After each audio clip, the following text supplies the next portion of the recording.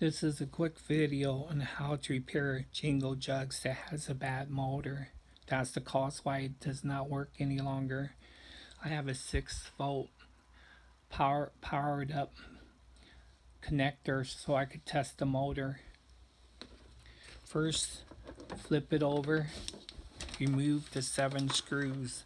Many of these screws are removed to save time in the video. Just 4 screws on top, 1, 2, 3, 4, and 3 along the bottom, 1, 2, 3. Once you remove the screws, slowly lift off the bottom and be careful, there's wiring.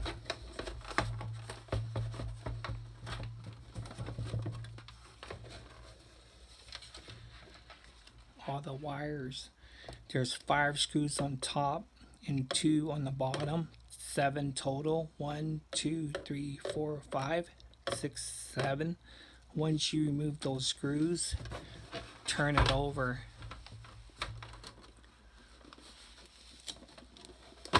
Those screws held in the silicone boob. Get a utility knife and break the glue that's along the edges and slide the boob off towards the bottom. The levers go into the slot when you're piecing it back together. There's 4 screws holding the motor cover. Remove the cover.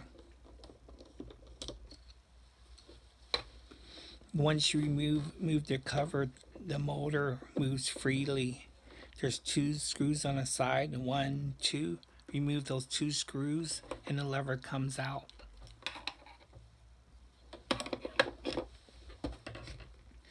Now you can test the motor to see if it does work or if that is the issue.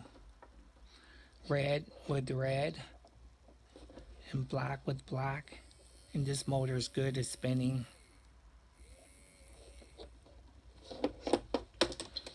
This is the bad motor side.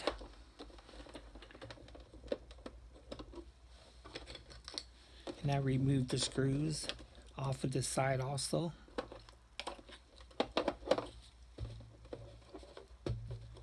When I hook up the positive and the negative, this motor doesn't spin, so this motor needs to be replaced because it's bad.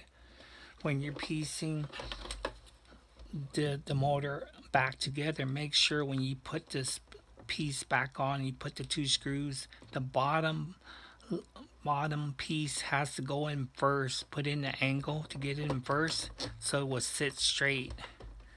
Then you can just put the 4 screws back to hold it back in place, and hopefully that fixes your problem.